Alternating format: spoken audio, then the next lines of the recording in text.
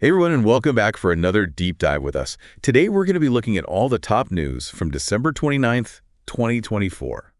It was a pretty heavy day for news, honestly, both internationally and here in the U.S. Yeah, for sure. A lot going on. We saw everything from plane crashes and some pretty intense political controversies Yeah. to the passing of a major figure. So we're going to break it all down for you. It's going to be interesting to see how all these seemingly isolated events actually touch upon a lot of broader global themes like security, the influence of political figures, and really the human cost of some of the conflict that's going on. So let's get started with the news that I think touched a lot of people around the world. Yeah. Former U.S. President Jimmy Carter passed away at the age of 100. 100, an incredibly long life. And, he only served one term as president, but his achievements, particularly in terms of foreign policy, were pretty significant. Yeah. I mean, the Camp David Accords, brought peace between Israel and Egypt. I mean, that alone is a pretty amazing achievement. And it really secured his place in history. But I think what's really inspiring is that his commitment to service didn't end there when he left office. Oh, absolutely. Yeah. Yeah, you're right. All of his work with Habitat for Humanity and advocating for human rights and fighting to eradicate diseases like guinea worm. I mean, it's amazing. Yeah, and all that earned him the Nobel Peace Prize back in 2002. Right. And it's worth pointing out that the Nobel Committee really highlighted his work in conflict resolution and promoting democracy. It wasn't just about, doing good deeds. It was about building a better world, a more peaceful world. Right, a more just world. Exactly. And I think his life really kind of shows that leadership doesn't have to mean holding some kind of high office. It can also just be using your platform to make a positive impact. Yeah, no matter your age or position, I think that's a very powerful legacy to leave behind. It really is. So let's move on now to something a little bit different. Unfortunately, December 29th was dominated by news of aviation disasters. It seemed like December was a really tragic month for air travel in general. But there were two major crashes that I think really stood out.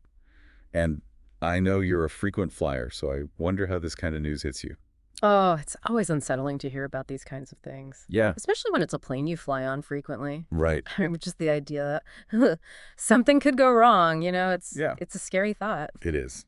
So let's start with the Jeju Air disaster in South Korea. Okay, so that one really shook me up a bit. Yeah. Boeing 737-800. You see those everywhere. Yeah, all the time. And it crashed while trying to land at Muan International Airport. It was just awful. The plane skidded off the runway, hit a wall, burst into flames. Oh, my God. And 179 people died. It just makes you wonder, how safe is air travel, really? And the reports I saw were saying it was probably a bird strike. Yep. Which just adds to the anxiety around flying. Yeah, it's just heartbreaking. What are people saying about it over there? Yeah. What are the families of the victims saying? And how's the South Korean government handling it? Well, there's a lot of grief, obviously, a lot of anger. People want answers. Yeah. And the government has launched a full-scale investigation. But it's going to take time to figure out exactly what happened. Of course. But for now, the focus is on supporting the families of the victims and hopefully figuring out how to prevent this kind of thing from happening again. So speaking of incidents with major global consequences, Yeah. the other big aviation story from that day involved an Azerbaijan Airlines flight that was shot down over Kazakhstan. Right. And what makes this incident particularly concerning is The geopolitical implications, don't you think? I mean, this wasn't an accident. This was a deliberate act of aggression. Right. President Aliyev of Azerbaijan, he directly accused Russia of downing the plane. He said that their air defenses mistook it for a Ukrainian drone. wow. And to make matters worse, he accused Russia of trying to cover it up by initially blaming it on a bird strike or bad weather. That's a serious accusation. How's Russia responded? Well, Putin issued an apology, called it a tragic incident, but I think the damage is already done. relations between Russia and Azerbaijan were already pretty strained before this. Right. And this is just going to escalate things even further. It's scary to think how quickly things can escalate. And that actually brings us to another piece of news that I think really shook people up.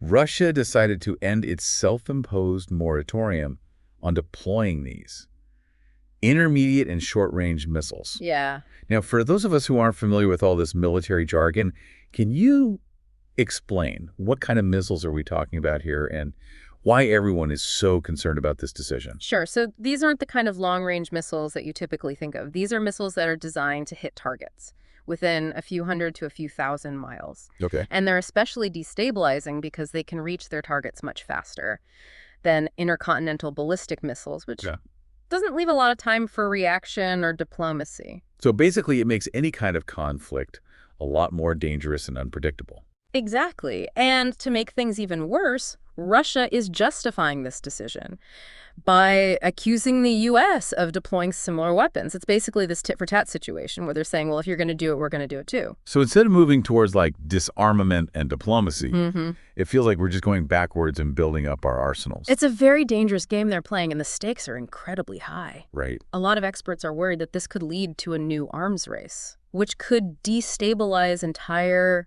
regions and make the world a much more dangerous place. It's a scary thought. Yeah. Yeah, it's a really scary thought. And it kind of brings us to another event that I think highlights just how much influence individuals can have, Yeah. even on like a global stage.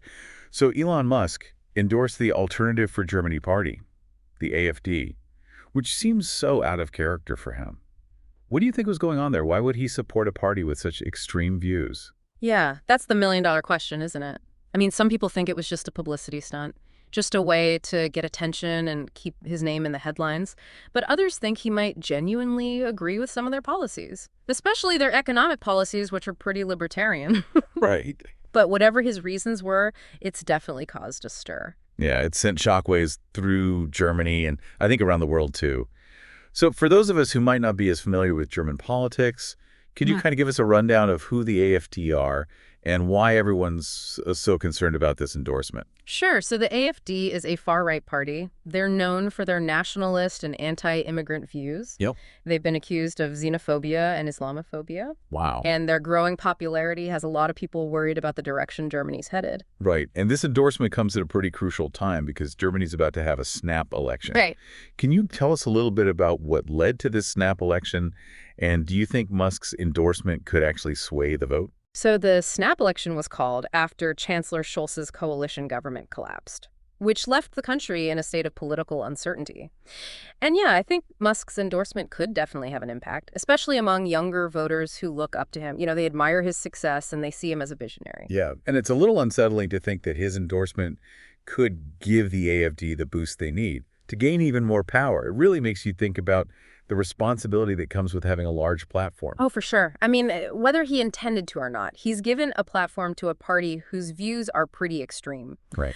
And this whole situation brings up some really important questions about the role that influential figures play in shaping public discourse and the potential consequences of their actions. Okay, so let's move on to some of the other big events that happened on December 29th.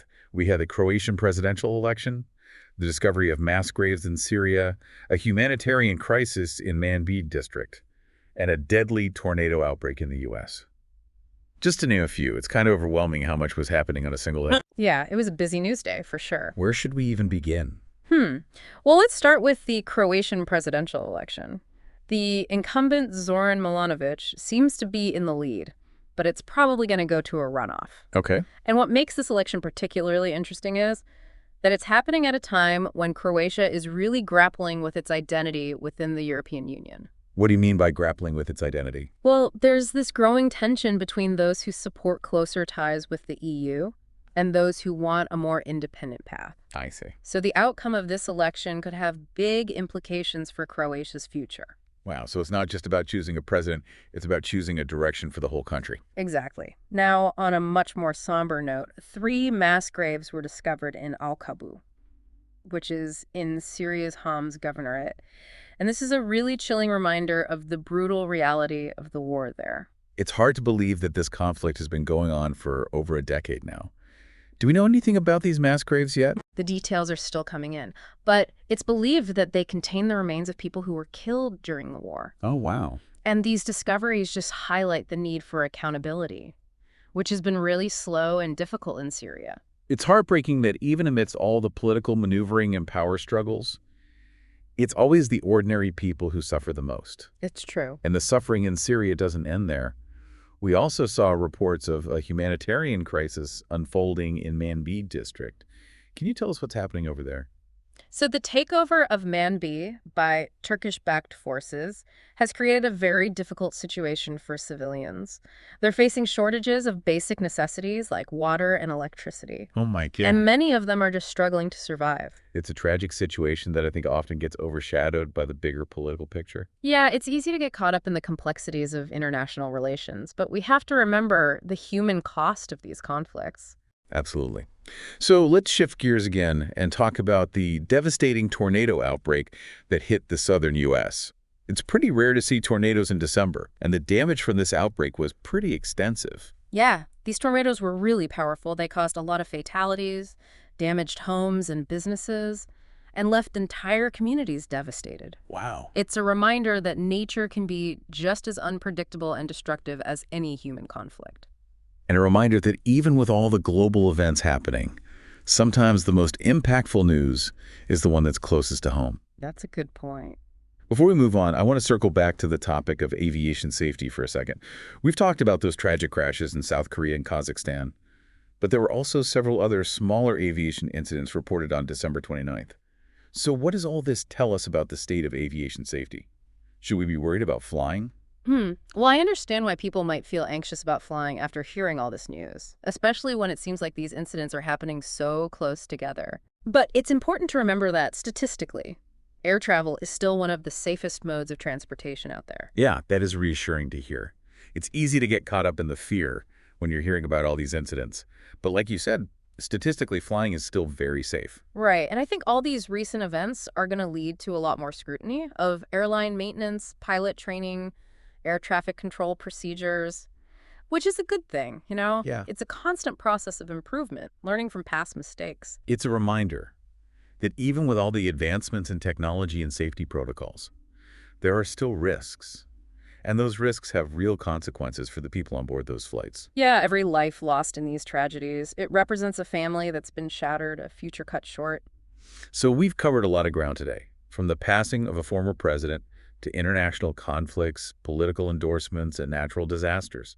It's easy to feel overwhelmed by it all. It really is. The sheer volume of news and the complexity of the world we live in. But I think it's important to remember that amidst all the chaos and uncertainty, we also saw some incredible displays of resilience and compassion. Yeah, you're right. We saw the outpouring of grief and support for President Carter and his family, recognizing his lifelong commitment to service and peace. We saw communities coming together to help those affected by the tornadoes, offering shelter supplies and support. And we saw the global community demanding accountability for the atrocities committed in Syria. Yeah, those are important reminders that even in the face of tragedy and hardship, humanity shines through. So as we wrap up this deep dive into a particularly heavy news day, what's the one key takeaway you'd like our listeners to reflect on? I think the most important thing to remember is our interconnectedness. All the events we talked about today, they might seem completely separate, but they're all connected. In this complex web of global relationships, political dynamics, and shared human experiences. Yeah, it's a reminder that what happens in one part of the world can have ripple effects that are felt thousands of miles away. Whether it's a political endorsement, a natural disaster, an act of aggression, we're all connected in ways that we might not always realize. And that realization should inspire us to stay informed, engage critically with the news, and recognize the impact that our own actions can have, no matter how small they might seem. That's beautifully said. We may not be able to control everything that happens in the world, but we can choose how we respond, how we engage, and how we contribute to making it a better place. That's a powerful message to carry with us into the new year. It really is. So on that note, we'll wrap up this deep dive. Thank you so much for joining me today and sharing your insights. It was my pleasure. And to our listeners, thank you for being here with us. We'll be back soon with more deep dives into fascinating subjects that will challenge your thinking and expand your understanding of the world around us. Until then, stay curious, stay informed, and stay engaged.